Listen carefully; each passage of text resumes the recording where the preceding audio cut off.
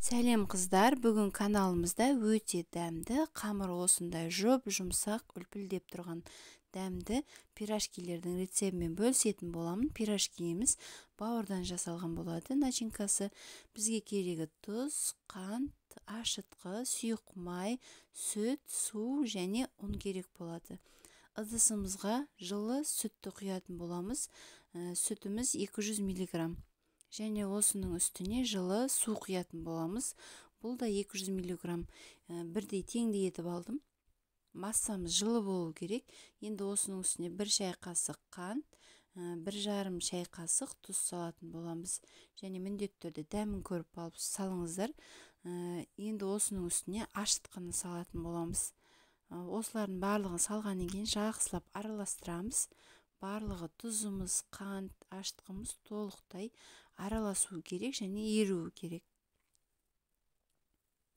Енді осының үстіне електен өткізілген ұнды салатын боламыз. Мен алдын ала електен өткізіп дайындап алған болатынмын. Аз мөлшерден ұнымызды салып, басында осындай күрекшемен араластырдым. Қоюланғанша, қою болғаннан кейін қолмен араластырып жұмсақ қамыр илейтін боламыз. Бұл жерде видеода түспей қалған екен. Осылай кішкене қою болғаннан кейін үстіне сұйық майды құйып, қалған ұнымызды қосып, жұмсақ қамыр илейтін боламыз. Мінекей жақсылап иленген қамырымыздың бетін жауып, жылы ас бөлмеде немесе орап қоятын боламыз. 1-1,5 сағатта ашуы керек. Енді біз бауырды ет тартқыштан өткізіп алатын боламыз. Ал пияз бен сәбізді қуыруымыз керек.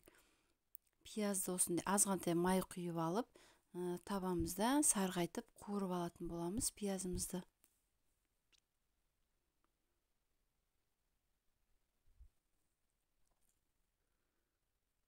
Мінекей пиязымыз сарғайып қуырылды. Енді осының үстіне үккіштен өткізілген сәбізді салатын боламыз. Екеуін де қосып жақсылап 10 минуттай қуырып алатын боламыз. Сәбізіміз жұмсарып, көлемі кішіреюі керек. Міндетті түрде араластырып отырып қуырып алыңыздар.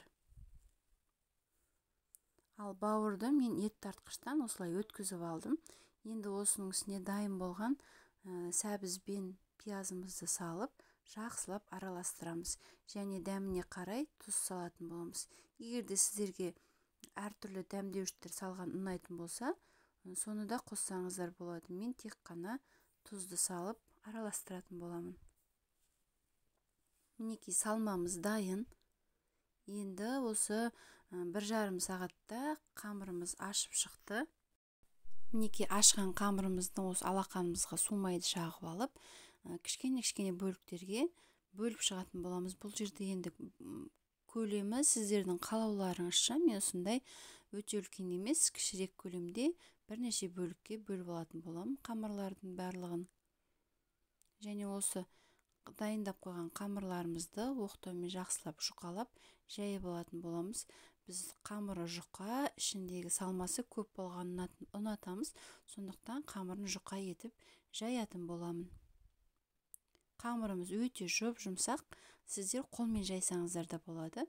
Оқтаумен міндетті емес. Өте қамыры жұмсақ.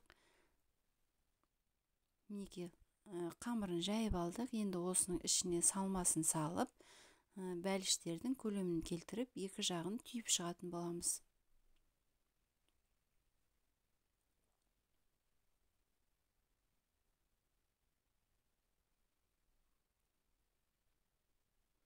Бәліштердің барлығын алдын ала осылай жасап қоятын боламыз. Өйткені олар осылай түйілгеннен кейін бір 15-10 минуттай тұруы керек. Сондықтан мен барлығын жасап қойып, содан кейін барып пісіретін боламын.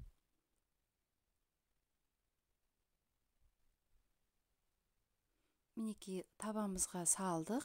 Енді осыны 10-15 минуттай қойып қоятын боламыз. Ол өзі кішкене көтерілу керек. Және осының үстіне бір жұмыртқаны жарып, араластырып, бетіне жағып шығатын боламыз. Бұл пирожкилеріміз сап-сары болып, өте тәбет ашарлықтай әдемі көрініп, және жұмсақ болу үшін жағатын боламыз.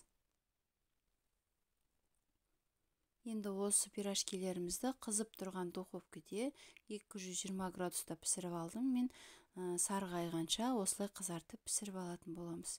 Пирожкилеріміз өте дәмді әрі жұмсақ болып шығады. Сіздерді жасап көруге кеңес беремін. Дәл осы рецептпен сіздермен болған Жұлдыз. Сау болыңыздар.